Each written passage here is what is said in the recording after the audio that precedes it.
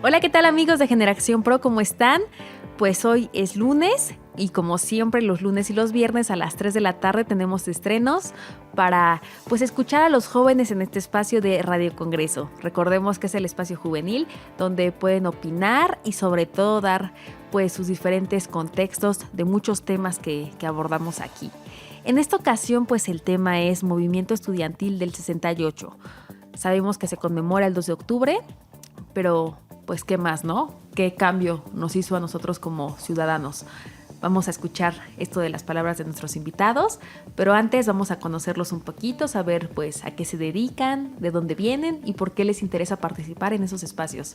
Nos encontramos aquí en la cabina ubicada en el Senado de la República, así que quédense con nosotros esta hora. En esta ocasión nuestros invitados son Vanessa, Julio y Daniel. Muchas gracias chicos por acompañarnos y pues platíquenos de dónde vienen y por qué les interesa estar aquí en Generación Pro. ¿Daniel? Sí, bueno, hola, soy Daniel Mondragón, estudio Ciencia Política, tengo 22 años y creo que es muy importante estos espacios de debate por justamente el tema que vamos a abordar hoy, ¿no? El 68, que exigía estos espacios justamente para ser escuchados, para entrar en debate, participar y nada, estoy contento de estar aquí. Gracias, estamos más contentos de que nos acompañes. ¿Julio? Hola, muchas gracias. Mi nombre es Julio, tengo 20 años, soy estudiante de Ciencia Política, mi séptimo semestre del ITAM. Es para mí un gran placer y la verdad me parece una gran idea tener este tipo de espacios. Espero poder aportar un poco de lo poquito que sé. Y estoy aquí porque de verdad me parece importante tener estos diálogos para, uno, recuperar la identidad y fortalecer la conciencia histórica y tener conciencia del avance que hemos tenido en cuanto a instituciones democráticas en el país. Claro, bien dicen que el que no conoce su historia está condenado a repetirla. Muchas gracias. ¿Vanessa? Primero que nada me gustaría agradecer este espacio. Creo que es una propuesta, un proyecto muy bonito para que se escuche la perspectiva joven. Y bueno, mi nombre es Vanessa Cortés, tengo 23 años, soy egresada de la carrera de Ciencias Políticas y Administración Pública en la UNAM, en la Facultad de Ciencias Políticas y Sociales. Y pues creo que sí, es muy importante hablar de esto porque la lucha estudiantil que se vivió en el 68 es un referente que, como dice la frase, nunca se olvida. Entonces es bastante curioso poder ver cómo ese referente ha pasado a lo largo de los años y aún sigue vigente para luchas estudiantiles actuales, cómo marcaron un antes y un después en cómo es que se organizan este tipo de las brigadas, los comités, toda la organización interna para evitar que se repita la historia, para evitar que otra vez la autoridad se pase de la raya con los estudiantes. Entonces, sí. Hay que evitar que se pasen de la raya con nosotros, hay que alzar la voz y bueno, aquí en Generación Pro, desde esta trinchera, pues se puede hacer un pequeño cambio. Recordarles a ustedes que están aquí y a la gente que nos escucha que mañana martes 10 de octubre pues cumplimos un año al aire, entonces es de gran orgullo, de gran honor poder estar en este espacio donde pueden alzar ustedes la voz, este espacio es de ustedes. Y ustedes que nos escuchan también, pues recordarles que nos pueden escribir en Instagram por si gustan participar, ahí tenemos toda la información. Estamos en Instagram como @generacionpro con X y yo también mis redes sociales, mi usuario es @paolaamezcua, ahí para que nos digan pues de quién quieren también, qué otro tema que abordemos, ¿no? Vamos a ir ahora sí a la sección donde hablaremos acerca de este movimiento estudiantil. Round democrático. Round democrático. Round democrático. Round democrático. Pues este movimiento estudiantil ya había tenido varios meses que se estaba forjando como esta lucha. Ya había varias huelgas, ya había varios movimientos. Obviamente todo se concretó pues ese 2 de octubre de 1968 en la Plaza de las Tres Culturas, Tlatelolco. Un acto que se menciona, se dice que fue por orden del presidente en ese entonces, Gustavo Díaz Ordaz. Decíamos que para esta sección pues no iba a haber tal cual un debate, porque no creo que nadie en México diga que viva ese presidente, ¿verdad? Es claro que fue un golpe brutal, fue un inicio, un antes y un después de nuestra identidad como mexicanos. Entonces, después de tantos años, cumpliendo en este 2 de octubre justamente pues 55 años de este crimen, ¿sí han visto algún cambio en México con ese tipo de manifestaciones y las de ahora? Sí, evidentemente sí. Desde ese movimiento que marcó justamente, como decíamos, un antes y un después, por ejemplo, en la conquista de los espacios públicos, el cómo desde antes de todo ese movimiento, de todo ese año, que no solamente fue en México, sino que fue una explosión mundial, una revolución juvenil en general en todo el mundo. Y aquí específicamente en México me refiero a la toma de espacios públicos, con que por ejemplo el Zócalo antes de estos sucesos era un lugar pues casi sagrado, o sea, era de rituales patrióticos y nada más. Y con este tipo de movimientos empezaron a tomar ese tipo de espacios, los conquistaron, se generaron muchísimos tipos de organizaciones, por ejemplo, el Consejo General de Huelga, que realmente fue un mosaico completo de pluralidad, porque no solamente eran personas del UNAM, eran personas del Poli, que en algún momento en anterioridad intentaron pues apagar este tipo de movimientos enfrentándolos y se les fue de las manos, porque al contrario, hicieron un equipo, una cooperación con la UNAM, con el Poli, con el Colegio de México. Sí, fue increíble. Y a partir de ese movimiento, a la actualidad sigue vigente. Por ejemplo, yo en mis tiempos de estudiante viví el movimiento de Fuera Porros del UNAM. Entonces, quieras o no, ese tipo de referentes históricos siempre están presentes, siempre. Ese acontecimiento que en principio te genera una tristeza profunda, esa tristeza se convierte después en un enojo, en una indignación que te motiva muchísimo a seguir luchando, a no quedarte callado y a que generación tras generación se vaya como perfeccionando este tipo de organizaciones.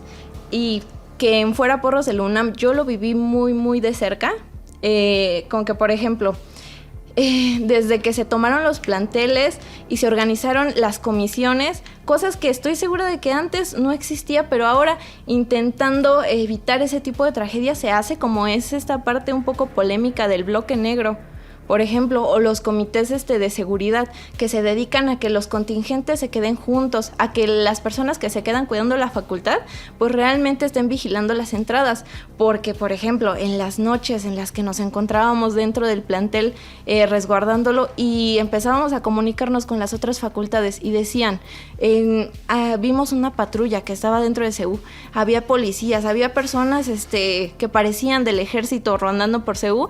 Quieras o no, ese referente, principalmente para mis compañeros de ciencias sociales, es un flashback histórico de la toma del ejército en CEU hace años, en donde hasta el rector mismo marchó con ellos. Entonces,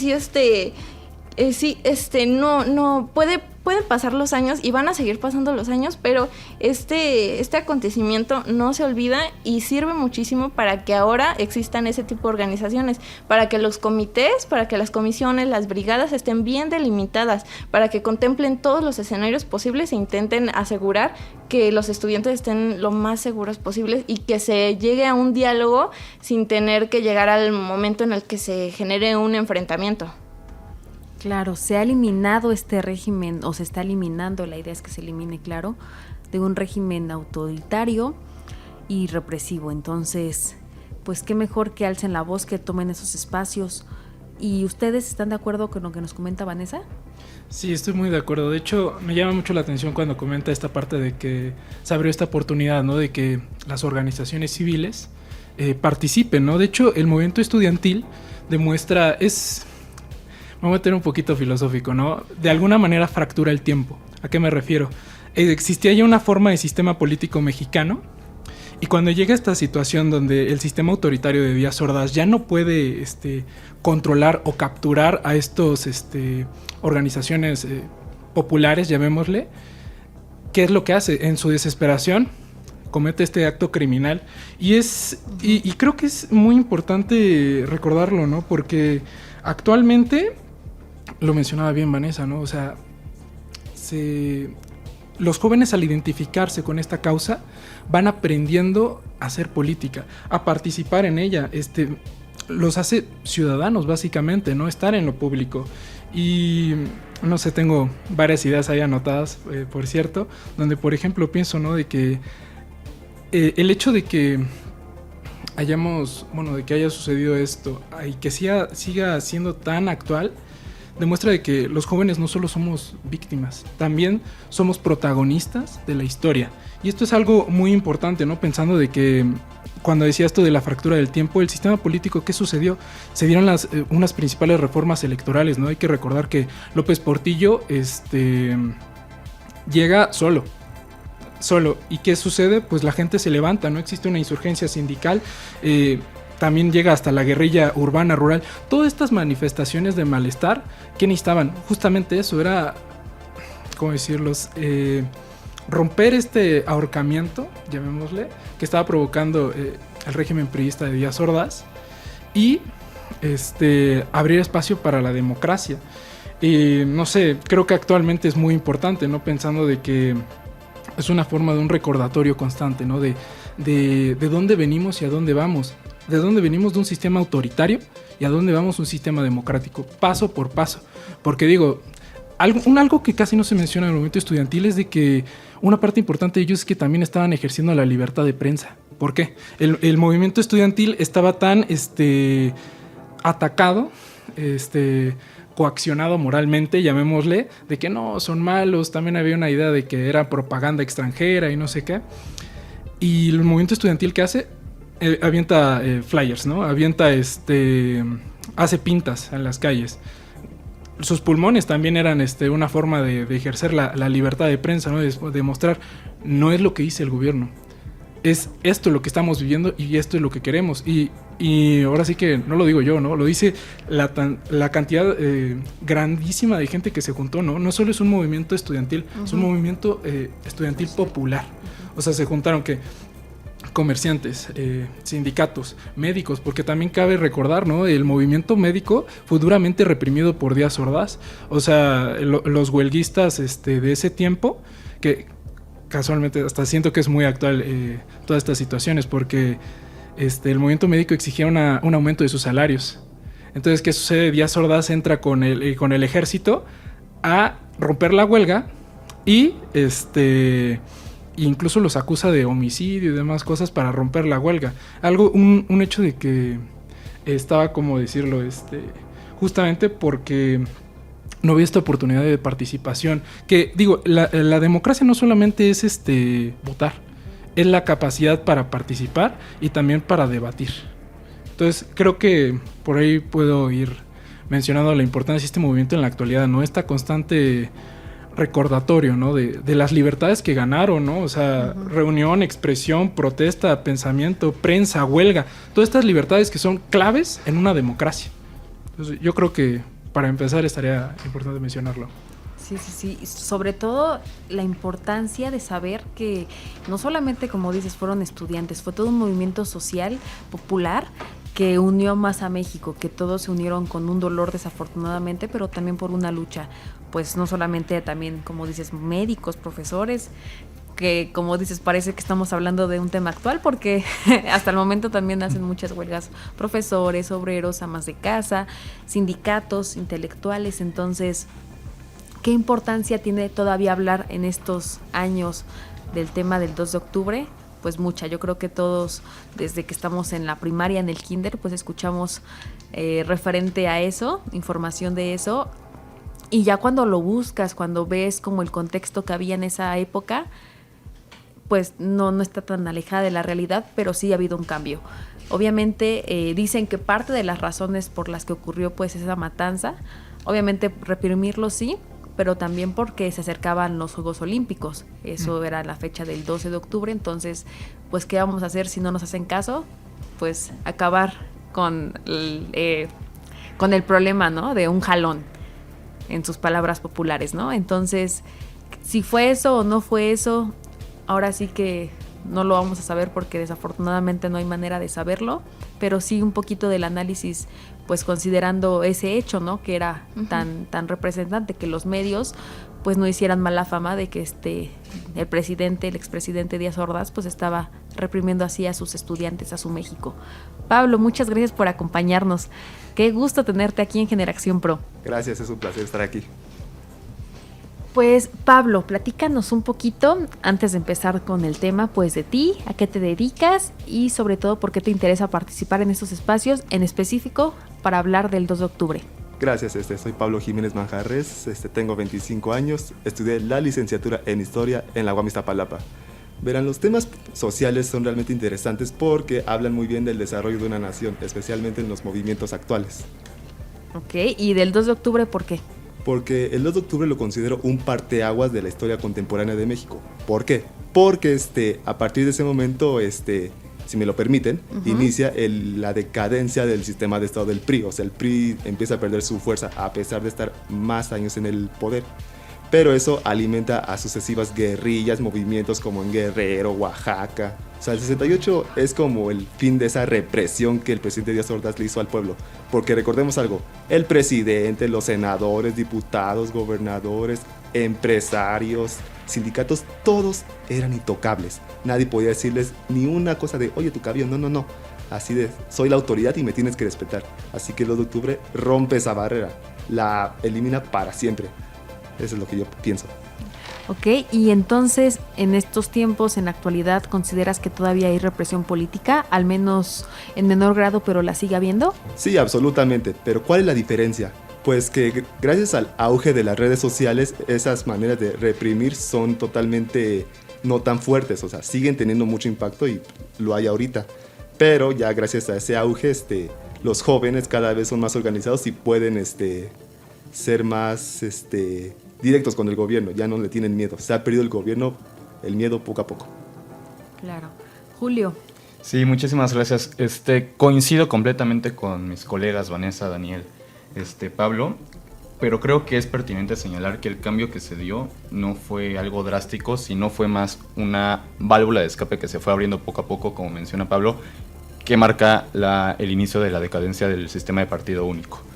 Creo que es pertinente señalar las causas de este movimiento, el aumento de la clase media, la emigración del campo a las grandes ciudades y una clase de jóvenes cada vez un poco más educados que quieren ser escuchados y que no caben en un sistema priista donde todos los que forman parte de esta clase política todavía tienen esta parte del mito de la gran familia revolucionaria. Entonces, a partir de eso sí, hay cambios institucionales, pero creo que se quedan meramente, no son tan profundos como se esperaban. Quitas la ley de disolución social con la que metiste a N cantidad de personas como Valentín Campa y Demetrio Vallejo al Palacio Negro de Lecumberri, haces la reforma electoral del 73, que sí, se ve bien, pero se queda simplemente en lo cosmético, y al mismo tiempo endureces a fuerza pública con las brigadas blancas para eliminar estos grupos guerrilleros que mencionaba Pablo previamente. Entonces creo que es importante mencionar también que los distintos eventos históricos que han afectado al país lo han afectado de distintas maneras y en distinta medida en cada una de las entidades del país. ¿A qué me refiero con esto? El movimiento del 68, si bien es un barómetro de los ideales de las juventudes mexicanas en su momento, no representa, al menos creo yo, todo lo que se estaba viviendo en todo el país, y por eso me refiero que fue un cambio paulatino, no fue algo drástico en ese sentido de que ocurrió en la Ciudad de México este movimiento y a partir de este momento se fue democratizando el país, sino que fue una lucha constante, cada estado tuvo su historia y creo que gracias a esto tenemos las instituciones que hoy tenemos. Claro. ¿Y ustedes como jóvenes se han sentido motivados justamente por este movimiento? ¿Sí les cambió algo conocer esta historia? Sí, en definitiva es un rotundo sí. Específicamente, justo en lo que mencionaba al principio, en mi experiencia con las marchas en la UNAM de Fuera Porros de la UNAM, o sea, desde el momento en el que tú le dices a tu mamá, voy a ir a marchar, me voy a quedar en el paro, vamos a ir a pegar carteles, vamos a ir, está pasando todo esto en la universidad y yo estoy participando. O sea, desde ese momento, pues tu mamá, las mamás de todos, evidentemente tienen una preocupación fuerte por este referente, porque es algo que marca a la sociedad, es una cicatriz profunda en la historia de México, no se olvida. Y cada que yo le platicaba a mi mamá, es que en la marcha yo estoy viendo cómo es que los contingentes nos están encapsulando, pero este mismo referente que nos ha dejado esta experiencia para poder organizarnos de una forma mejor y que, por ejemplo, ahora con las redes sociales nos podamos comunicar con los contingentes que están más adelante o entre radios con facultades o dentro de la misma facultad, nos ayuda a que, por ejemplo, cuando nos están encapsulando puedan venir contingentes que van más adelante a rescatarnos, y fue justo lo que sucedió. Entonces sí te cambia, o sea, te cambia muchísimo. Y el ver, por ejemplo, la marcha cuando fue igual de Fuera Porros de la UNAM hacia Rectoría, ver toda islas, toda rectoría llena de estudiantes, que hasta los de medicina se adjuntan al movimiento, pues te deja la piel chinita, pero al mismo tiempo sí te da miedo, o sea, sí te deja un terror, está ese constante recordatorio de que ese suceso, así como sucedió antes, puede volver a suceder. Entonces sí te marca como joven al momento en el que estás defendiendo a tu universidad, a tu escuela o a tus compañeros. Entonces sí, en definitiva sí. ¿A ustedes? Bueno, hasta lo que dijo Vanessa me enchinó la piel, porque sí me ha tocado, ¿no? O sea, siempre que le dices a tu familia, ¿no? Voy a ir a marchar, voy a ir a tal lugar, hay muchísimo miedo. ¿Por qué? Justamente como mencionaba, ¿no? La herida tan profunda que fue el 68 y pues un buen de represiones, ¿no? Que había en el país, el 71. Así nos podemos decir, ¿no? Ayotzinapa, ¿no? Que es el más actual, que tiene una relación directa, ¿no? Estudiantes que se manifestaron, desaparecen. Y creo que por eso no se olvida el 2 de octubre, ¿no? Porque todavía hay una constante impunidad en el país. Y creo que eso es lo que hasta te brinca, ¿no? Del 2 de octubre. Es decir, es como de... Soy estudiante, me pudo haber pasado eso, digo, no sé ustedes, pero, o sea, ya también tengo familiares que participaron en el 68 y es como de, no manches, o sea, yo que voy a marcha, si me hubiera sucedido esto, otro, es como que, uy. Y bueno, hay esas cosas, pero es lo que quería mencionar es esto, ¿no? De que quizás lo que también... Una pasión todavía muy actual es esto, ¿no? La impunidad, ¿no? Tengo aquí unos datos, ¿no? Por ejemplo, en cuanto a las carpetas de investigación que llegan a cerrarse, a terminar, a ya dictar sentencias, son el 6%. Y las otras 94, ¿qué onda? Están pendientes. O sea, bueno, ahí me basé en el Censo Nacional de Procuración de Justicia, ¿no?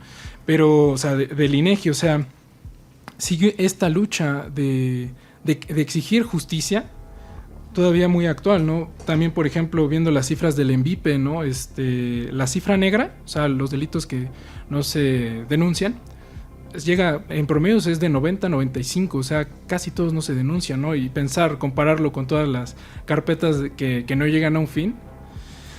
O no sé, por ejemplo, los desaparecidos, cada año se suban miles y miles y miles y miles de compañeras y compañeros. Incluso una compañera le dije, oye, ¿qué voy a hacer si desapareces? O sea, eso no tendría que existir, ¿no? O sea, se supone que ya estamos en un sistema democrático, tendríamos de que tener completamente estas libertades. Digo, hace poco, de hecho, la ONU dijo, ¿no? De que el tema de las desapariciones es una impunidad absoluta criminal que existe en el país, ¿no? De hecho, también hace poco en Ayotzinapa este grupo de investigadores dijeron, la Sedena está ocultando cosas, ¿no? También los padres están mencionando de que hay un pacto de impunidad. O sea, ahí hasta parece cíclica la historia, ¿no? De que, ok, como hasta un gatopardismo, ¿no? O sea, somos democráticos, pero sigue sucediendo esto. Y es un tema que bueno, nosotros como jóvenes pues nos brinca y tenemos que, digo, aunque dé miedo, tenemos que hacerlo, ¿no? O sea, seguir exigiendo estas cosas, ¿no? Que no se olviden, ¿no? De que tenemos todas estas cifras. Y son más de 100,000 los que están desaparecidos que de hecho tienen registro, porque hay muchísima gente que no. Entonces, obviamente esto ha aumentado desde el gobierno del año 2008, 2006-2008, entonces, pues no podría decirles o preguntarles como que qué se podría hacer porque se está alzando la voz, pero siguen cometiéndose estos crímenes de impunidad, ¿no?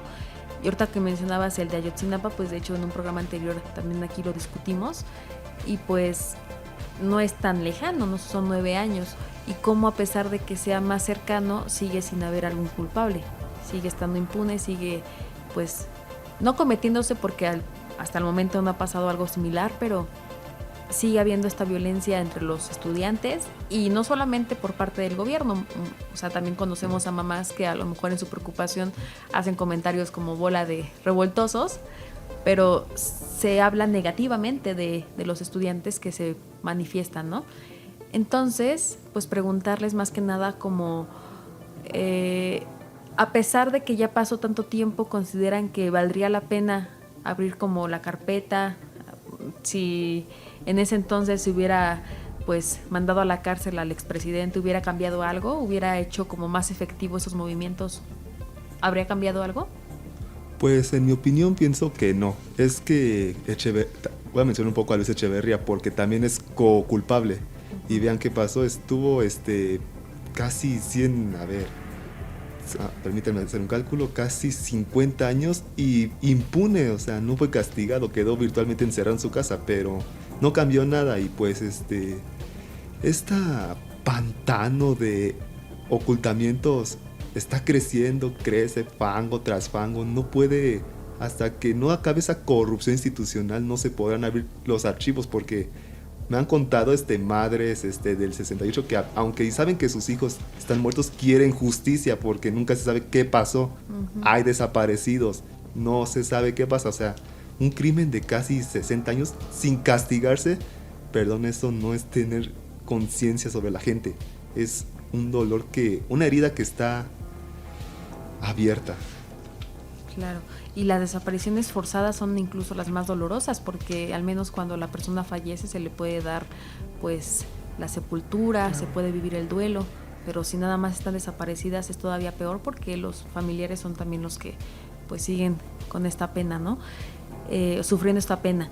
Y bueno, yo les mencionaba el caso de Ayotzinapa porque es el más cercano como a este suceso, que de hecho los estudiantes los normalistas iban a manifestarse acá en la Ciudad de México para conmemorar el 2 de octubre y pues ¿qué les pasó? Que igual, ¿no? Se los llevan. Entonces, como jóvenes, nosotros pues, ¿qué cambio podríamos hacer? ¿Sería necesario implementar otra cosa más para garantizar que, bueno, las personas, los jóvenes no sean reprimidos? ¿Qué más podemos hacer además de exigirle al gobierno? ¿Colectivamente podríamos hacer algo? Sí, al menos en título personal, yo creo que en todo cambio social los jóvenes han sido hasta cierto punto la levadura de esos movimientos. En ese sentido, hoy por día creo que los jóvenes tenemos esta responsabilidad como una batuta histórica de ser críticos políticos. En ese sentido, creo que nuestra responsabilidad empieza desde nuestra comunidad, en el sentido de que la importancia de alzar la voz, de hacer valer nuestra voz ante la institución donde estemos y a su vez el deber que tiene esta institución de escuchar y atender las necesidades de estas personas que estamos exigiendo. Yo sí creo que nosotros como jóvenes debemos de entender que ya no se puede hacer política con lejanía, con imposiciones, sin atender la realidad de las distintas personas, no solo de jóvenes universitarios como nosotros, nosotras, sino de todo tipo de personas. En ese sentido, creo que los jóvenes tenemos una gran tarea de 1, concientizar y 2, ser un poco más activos dentro de nuestra comunidad para hacer los cambios necesarios. Aunque las mamás se opongan. Aunque las mamás se opongan, yo creo que sí se puede. Perfecto. Sí, aunque las mamás se opongan, si hay algún estudiante en alguna universidad, no importa cuál, no importa si son ciencias sociales o no, y no están conformes con alguna situación, manifiéstense. O sea, y si ya hay algún movimiento, como toda la vida siempre hay, participen participen. O sea, yo recomiendo muchísimo esa experiencia de formar parte de luchas sociales, o sea, de luchas estudiantiles específicamente, porque para mí las luchas estudiantiles es la lucha social más noble y más auténtica que pueda haber. Entonces, sí, les recomiendo muchísimo a mis compañeros que participen, porque no solamente aprendes a que sí se puede hacer algo, sino también te da una perspectiva un poquito sociológica de cómo es que se organiza pues la sociedad en general. Es una visión a escala en tu facultad o en tu escuela, en tu prepa, de cómo es que se va repartiendo el poder, en cómo es que se van coordinando con otras escuelas, el que de repente se genere la comisión de seguridad, la comisión de comunicación, que vaya y envíe el mensaje a otras facultades, que en tu misma escuela se realicen asambleas y puedas ver la pluralidad de opiniones y cómo es que todos tienen el mismo objetivo de solucionar el problema, tal vez de diferente forma, pero que sí te ayuda mucho a que tengas una perspectiva pues social muy grande, que te va a ayudar muchísimo en el futuro y mucho más si te quieres dedicar a pues este tipo de temas, a asuntos legislativos o gobierno o cualquier tema social en general. ¿Y tú habías ido a marchas desde qué tiempo? Yo soy de la UNAM, entonces yo estuve en CCH Oriente, también es muy conocido por este tipo de movimientos, pero en el momento en el que yo me empecé a involucrar más fue justamente en la facultad. Yo acababa de ingresar y como empecé mis estudios un año antes, yo llegué muy chiquita, o sea, yo llegué de 17 años a la universidad. Entonces yo no empecé en este tipo de movimientos como no dirigente, porque nunca hay dirigentes, son representantes. Nunca representé alguna comisión o algún grupo, pero siempre fui muy observadora y muy espectadora. Estuve de un lado para otro, vámonos a la Facultad de Economía, a los de Derecho, y fue impresionante el ver cómo es que todas las facultades tienen algo que ofrecer. Entonces me emocionaba mucho ver cómo es que los de medicina, después de muchos años, no tenían ni idea de cómo tomar su facultad, no tenían ni idea, pensaban que era algún tipo de procedimiento administrativo, y la realidad es que no. Y los de filosofía y los de polacas, así le dicen a la facultad, eran los que íbamos y les ayudábamos, les enseñábamos, así se toma la facultad, y ellos mismos eran, bueno, nosotros les podemos regresar el favor, podemos llevar cursos de primeros auxilios en caso de alguna emergencia, y fue lo que se realizó. Entonces, entre escuelas, entre los conocimientos que se iban ahí gestando, los futuros profesionales empezaron a compartir conocimientos, y era algo muy impresionante, muy maravilloso, que realmente yo recomiendo a todos. O sea, aunque tu mamá te diga que no vayas, que no te manifiestes, que es peligroso, sí es peligroso, pero sí vale mucho la pena, porque sí el cambio sí se puede lograr. ¿A los 17 años en qué año fue? Yo estaba en el 2018. 2018 entré a la facultad, sí, tenía 17 años. Porque las personas que, han ido a marchas un poquito antes, sí decían que no podían ni salir, que de plano, pues, tenían a la idea de marchar, ¿no? Entonces, por eso preguntaba, para ir calculando pues el peligro que ibas sufriendo por ir a marchas. Yo, de hecho, ¿cuándo fue? ¿En el 2021? No es cierto, sí, ya había pasado el COVID. Fui como a mi primera marcha, porque yo nunca he sido revoltosa. Y fui a una feminista, fui como reportera a hacer una nota. Y todo mundo súper espantado de que es muy peligroso y tú traes un vestido como de que vas a la fiesta. Yo pues dije, es una marcha feminista, ¿no? O sea, pues me tengo que ver bien. Yo lo supuse en mi ignorancia. Por eso te pregunto, ¿qué serían como los requisitos, los requerimientos para asistir a una marcha? Tú como experta desde tus 17 años. Desde la grilla, no. Pues desde que yo empecé como a observar todo este ambiente, primero es muy cómodo, o sea, lleva ropa muy cómoda, tenis, algo que no te pueda incomodar. Por ejemplo, en el caso de marchas o en el caso de paros es en la misma forma. Vete cómoda o cómodo, lleva alguna manzanita, agua, siempre tener el celular cargado, una batería extra, Y esto es un consejo que no muchas personas dan, porque sí es esto un poquito, como dicen, funable, pero yo sinceramente a mis hermanos, a mis amigos más cercanos, yo siempre lo recomiendo, porque en mi experiencia el bloque negro, esta comisión de seguridad que muchas veces se le llama así, pero es el bloque negro, te protege más que tus mismos compañeros. En un caso de emergencia, que de repente los encapsulen, que en el caso de Fuera Porros de la UNAM hubo un momento donde estábamos justo en rectoría y hubo cerca del Metrobús, empezaron a visualizar unas personas que estaban... se estaba corriendo el rumor de que eran porros. Entonces el caos empezó a esparcir.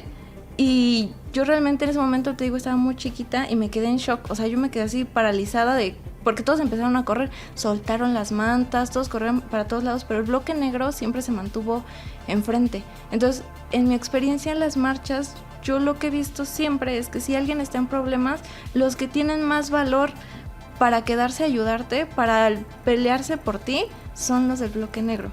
Entonces yo siempre le digo a mi hermana, a mis compañeros, si estás en peligro, confía más en alguien que viene encapuchado, que viene con algún palo o algo así, porque ellos sí van a pelear por ti, sí van a arriesgarse por salvarte a ti, porque tú estés bien.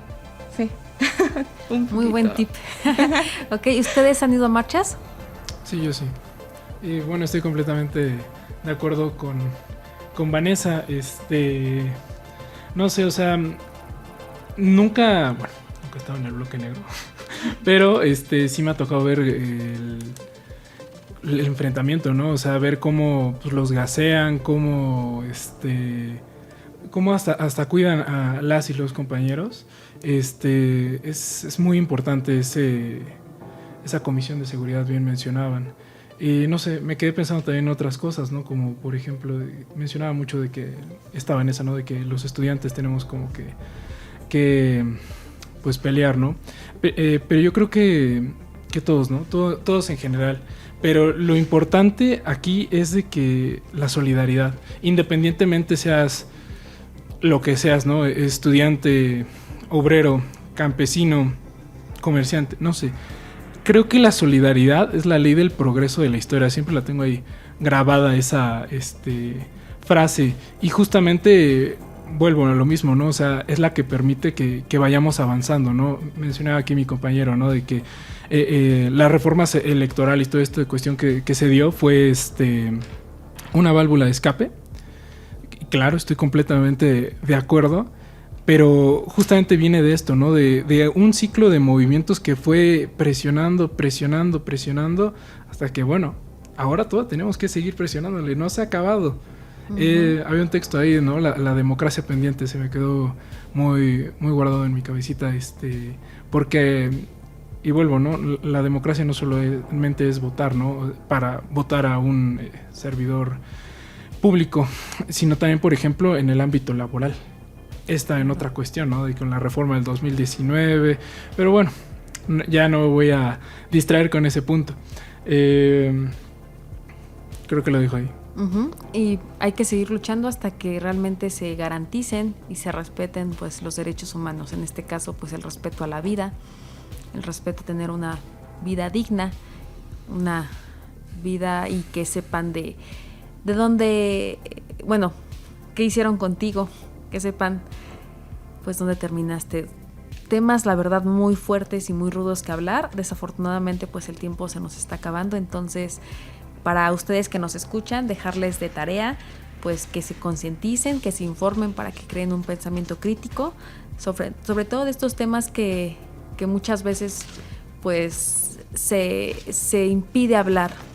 La verdad son bastante complicados y bastante duros, pero participen y sobre todo pues anímense a ir a una marcha, a luchar por sus derechos. Es una experiencia que les va a durar para siempre. Vamos a hacer un breve corte, pero enseguida regresamos aquí en Generación Pro, no se vayan. Gracias por continuar con nosotros aquí en Generación Pro. Pues ustedes, si apenas nos sintonizan, ya saben que nos pueden escuchar en la retransmisión. Tenemos retransmisiones los viernes y los lunes a las 11 de la mañana. En esta ocasión sería el lunes a las 11 para que nos escuchen y vean pues qué discutimos, qué platicamos acerca del 2 de octubre. sabemos que no se olvida, entonces chéquenlo porque tuvimos reflexiones muy interesantes. Para esta sección lo que se trata, lo que se va a abordar es que nuestros invitados Daniel, Julio, Vanessa y Pablo pues nos platiquen acerca de sus iniciativas, alguna propuesta que tengan para mejorar su comunidad y, ¿por qué no?, México, el mundo. O si no, pues algún consejo, una recomendación para los legisladores. Ustedes que son con mentes frescas e innovadoras, pues ¿qué podían proponer, no? Entonces, pues ¿quién tiene la iniciativa ya en la punta de la lengua? Bueno. Dice Pablo que él. Vas, Pablo. Gracias. Es una invitación a los legisladores porque este tema involucra a jóvenes. ¿A qué me refiero? A la famosa y también infame fuga de cerebros. ¿A qué me refiero? Que jóvenes con estudios, licenciatura, maestría, doctorado, tienen los estudios pero el país no les brinda las oportunidades. ¿Y qué hacen? Pues se van a otros países, ya sea Canadá, Estados Unidos, Alemania, Francia, Japón, China. ¿Por qué se van? Porque en esos países las oportunidades de empleo son mucho más accesibles y los pagos son hasta exageradamente buenos, porque en este país, México, los pagos son o muy pocos o no nos alcanza para mucho, los impuestos van evolucionando y son más altos. Entonces, legisladores, por favor, hay que hacer algo porque el país al final va a perder mentes fuertes que pueden ayudar al país. Ya hay muchos casos, Guillermo del Toro, la maestra que estudió Relaciones Internacionales y se tuvo que ir a China y le va excelente y aquí solo ganaba 6,000 pesos. O sea, tenemos que hacer algo porque el país en unos años se va a quedar sin cerebros, o sea, por así decirlo. Así que solo es cuestión de un motivo de conciencia porque ser legisladores que pasaron por eso. Así que hagamos algo. Desafortunadamente en México pues sabemos que no hay muchas oportunidades para tener un buen trabajo. Hay muchas tendencias en redes sociales, incluso con un tren de rosa pastel donde terminan deprimidos de que pues estudian, dicen que sí al trabajo o posiblemente ni encuentren, o cuando lo encuentran pues así está la situación. Entonces se tiene que hacer algo porque es deprimente que hayamos tantas personas, tantos licenciados que no ejerzan y que si lo hacen pues la paga sea tan poca.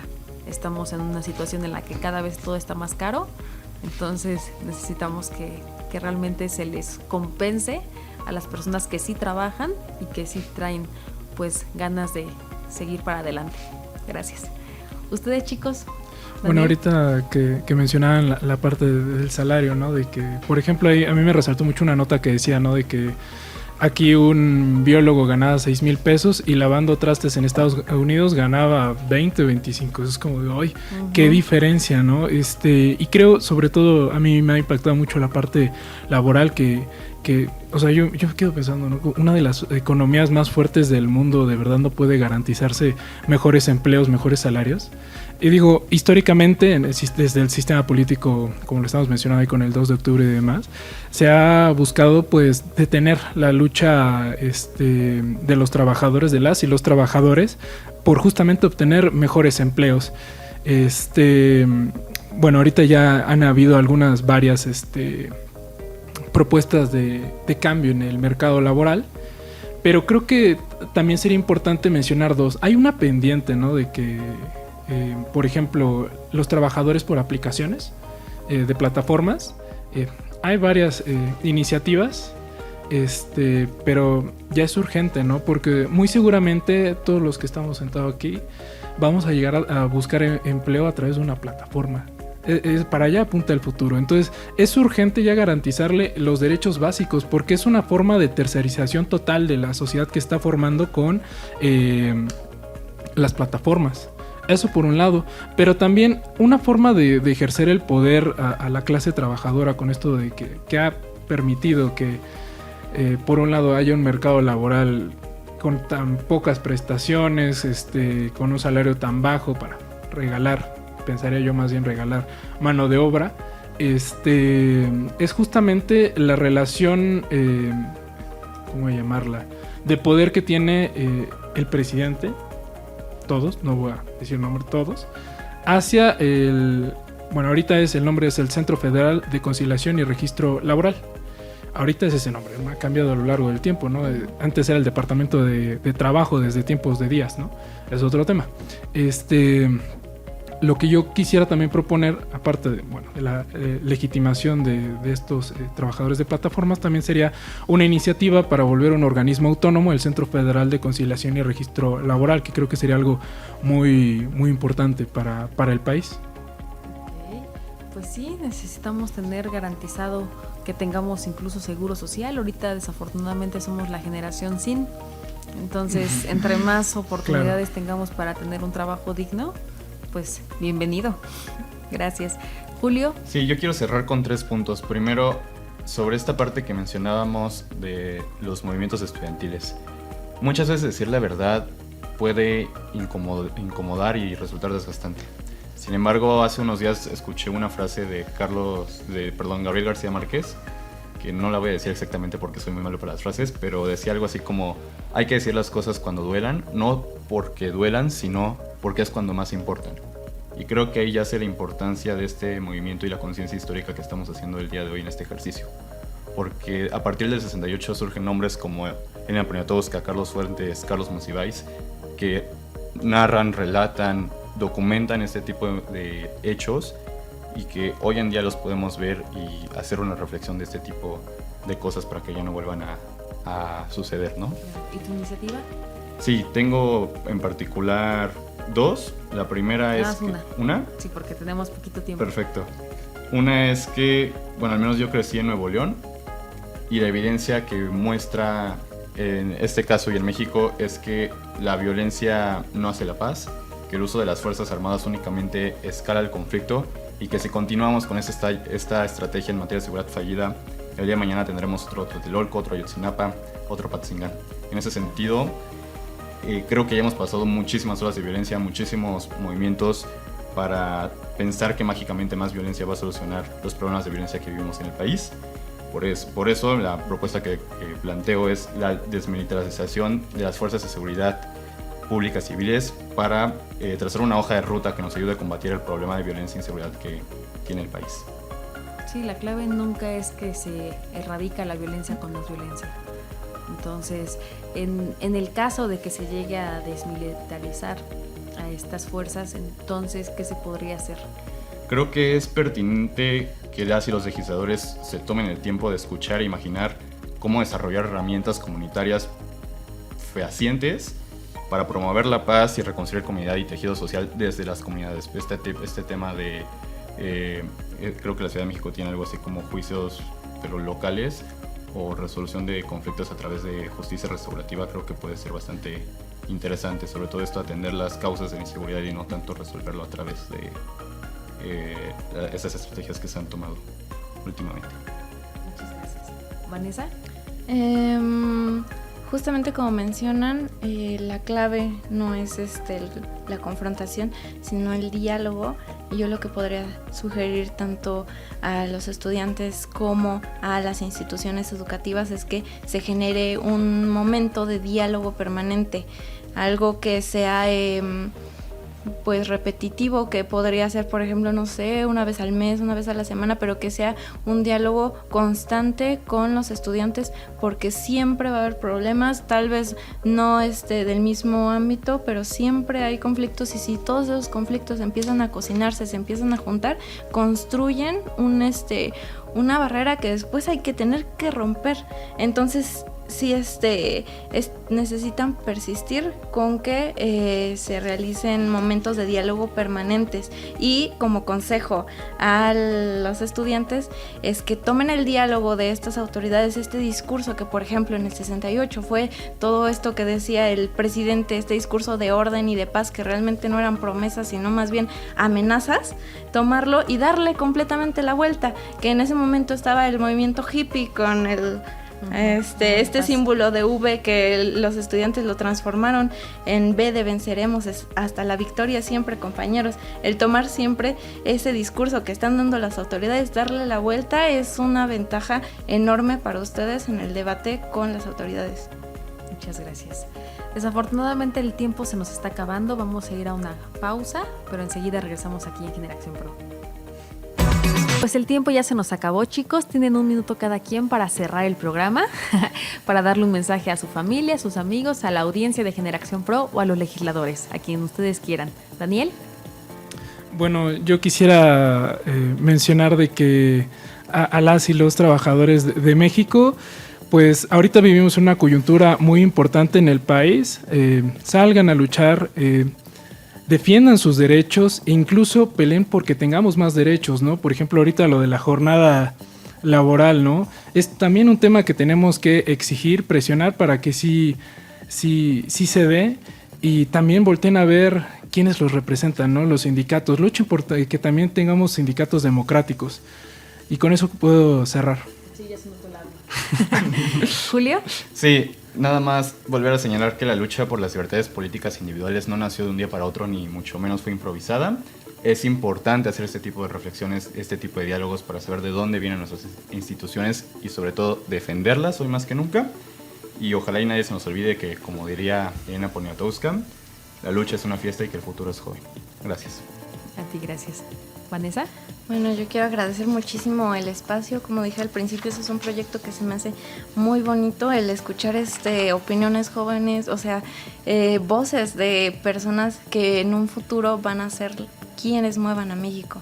Ahorita somos el bloque poblacional más grande y lo vamos a seguir siendo por un buen rato, aunque no nos toque ya después pensión ni prestaciones, pero sí. Y lo que quiero decir es que una recomendación para todos los que son estudiantes, específicamente hablando hoy del 68, sí, participen, insistan, luchen, ganen. Su escuela, son sus condiciones, y por más jóvenes, por más pequeños que pueda parecer, ustedes son quienes mueven a su escuela, a sus instituciones. Entonces, cada quien desde su trinchera, por favor, participen. Hasta la victoria. Hasta la victoria siempre. Pablo. Gracias. Jóvenes, nosotros somos el presente, el que vamos a mover a este país. Así que, por favor, la lucha todavía no ha terminado. Tenemos que luchar todavía. Nuestros derechos, nuestro futuro, porque queremos un futuro próspero. Así que, como dicen, hasta la victoria siempre, y también la lucha sigue. Gracias. Gracias a ti. Hasta que la dignidad se haga costumbre también. Hay tantos derechos que estar pues retomando. Hay que luchar, insistir, no quitar el dedo del renglón para que pues se respeten, porque cuando no se respetan es cuando empiezan estas violaciones a los derechos humanos, y no queremos otros casos como es pues Ayotzinapa el 2 de octubre. Ustedes que nos escuchan ya saben que si quieren participar, pues aquí en Generación Pro son bienvenidos. Les agradecemos nuevamente por habernos acompañado, y sobre todo recordarles que mañana 10 de octubre pues cumplimos un año al aire. Entonces es todo un gusto tener a jóvenes tan interesados, tan preocupados y sobre todo ocupados con construir un México mejor para todas y todos, porque los jóvenes no son el futuro, son el presente. También agradecerles, por supuesto, al equipo de producción, que también siempre hacen una excelente labor, como productora a Lulú Ruiz, en los controles a Cassandra Guzmán, y a nuestro chico de servicio social, Ajax García, por tomar fotitos y videitos muy cool. También agradecerle, claro, al licenciado Eduardo Fernández, director general del Canal del Congreso, por abrir estos espacios, por impulsar estas voces de los jóvenes y abrir sobre todo pues lugares y controles, micrófonos para todas y todos. Soy Paola Salinas y nos vemos los viernes y los lunes a las 3 de la tarde con programas nuevos. Nos vemos. Generación Pro.